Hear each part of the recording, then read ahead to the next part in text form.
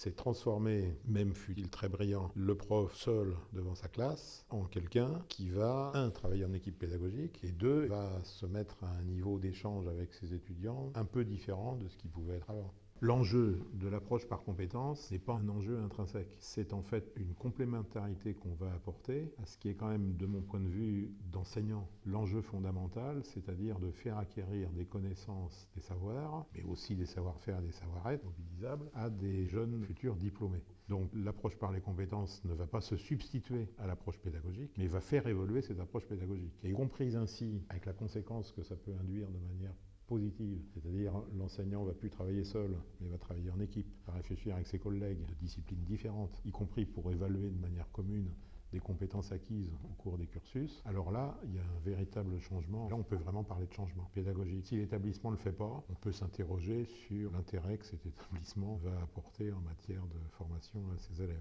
L'intérêt, ce que j'ai vécu me le prouve, quand ça se fait dans le bon sens, c'est-à-dire qu'on fait la démarche, et après on s'aperçoit qu'on est capable de travailler en équipe. On est capable, par exemple, après, de répondre à une demande en formation continue d'une entreprise beaucoup plus rapidement que ce qu'on était capable avant de faire. Parce qu'on a une équipe pédagogique qu'on va pouvoir mobiliser très très vite, parce qu'elle a acquis un certain nombre de choses, on a des références communes, on a un glossaire commun, et du coup, c'est un travail collectif. On peut même envisager plusieurs modules peuvent aboutir à la même compétence, de même que plusieurs compétences vont faire appel à un module. Et donc dans l'évaluation des compétences, on peut très bien envisager des évaluations communes faites par plusieurs profs au sein d'une équipe pédagogique. Sur des disciplines, alors là au sens académique du terme, on va prendre la thermodynamique, la thermique, la mécanique des fluides ou des disciplines comme ça. Mais ces disciplines-là, on peut très bien envisager de les traiter d'une certaine façon pour évaluer d'autres types de compétences. Alors, je vais encore prendre un exemple beaucoup plus concret. Dans une école avec laquelle je travaille et dans laquelle je mets en place ce que j'appelle des TAI,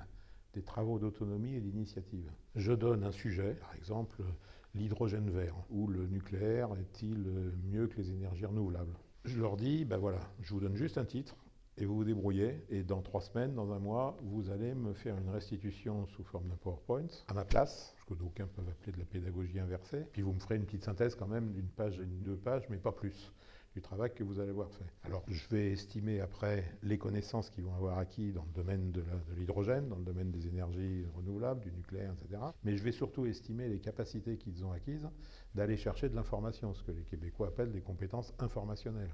Aujourd'hui, ils vont aller chercher beaucoup sur Wikipédia, etc. Mais souvent, ils vont me sortir des conneries. Donc, je vais aussi estimer quelles compétences, ou dans le miroir de l'autre côté, qu'ils n'ont pas acquis pour précisément pas sortir des choses erronées. Donc voilà, des exemples de pédagogie qui ne sont pas nouvelles d'ailleurs, mais qui, à la faveur de l'approche par compétences, voient une nouvelle jeunesse apparaître.